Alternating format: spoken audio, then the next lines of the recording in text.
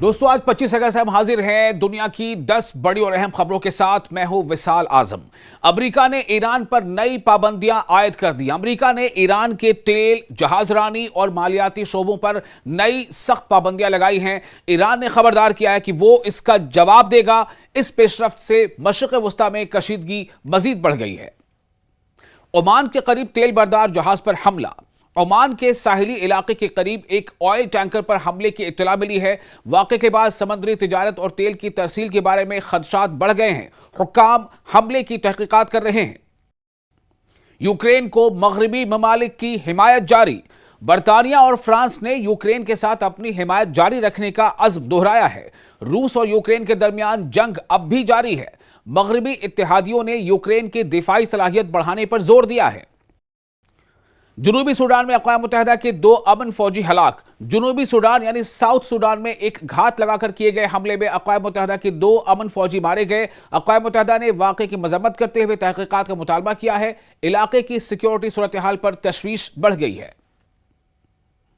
Haiti में gang हमले में दर्जनों अफराद हलाक। हैती के दारुल हुकूमत के करीब एक इलाके पर मुसल्लह गिरोहों ने हमला किया। मकामी हुक्काम के मुताबिक तकरीबन 40 अफराद जान से गए हैं। शहरियों ने हुकूमत से बेहतर सिक्योरिटी फराहम करने का मुतालबा किया है।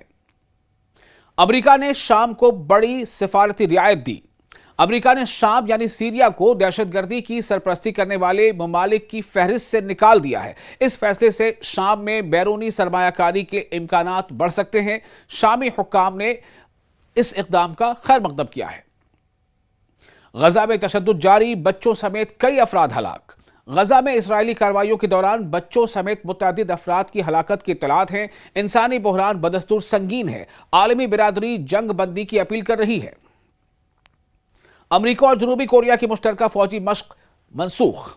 जनूबी कोरिया ने कहा है कि अमेरिका ने एक मुश्तरका फौजी मश्क मनसूख कर दी है। इसकी एक वजह ईरान से मुतालिक बढ़ती हुई फौजी मसरूफियात बताई जा रही हैं। दोनों मुल्कों ने दिफाई ताउन जारी रखने का अज़्म जाहिर किया है। कनाडा और अमेरिका के दरमियान तिजारती तनाज़ा बढ़ा। अमेरिकी इंतजामिया ने कनाडा से दरामद होने वाली गाड़ियों पर ज्यादा टैरिफ लगाने की धमकी दी है। इससे दोनों मुल्कों के दरमियान तिजारती कशीदगी में इजाफा हुआ है। ऑटोमोबाइल सनत इस मामले पर गहरी नजर रखे हुए है। नेतन्याहू का ईरान पर संगीन इल्जाम। इसराइली वजीर आजम बेंयामिन नेतन्याहू ने दावा किया है कि ईरान ने उनके एक बेटे को निशाना बनाने की कोशिश की। इस बयान के बाद दोनों मुल्कों के दरमियान तनाव मजीद बढ़ गया है। ईरान की जानिब से इस इल्जाम पर तफसीली रद्द-ए-अमल सामने नहीं आया है।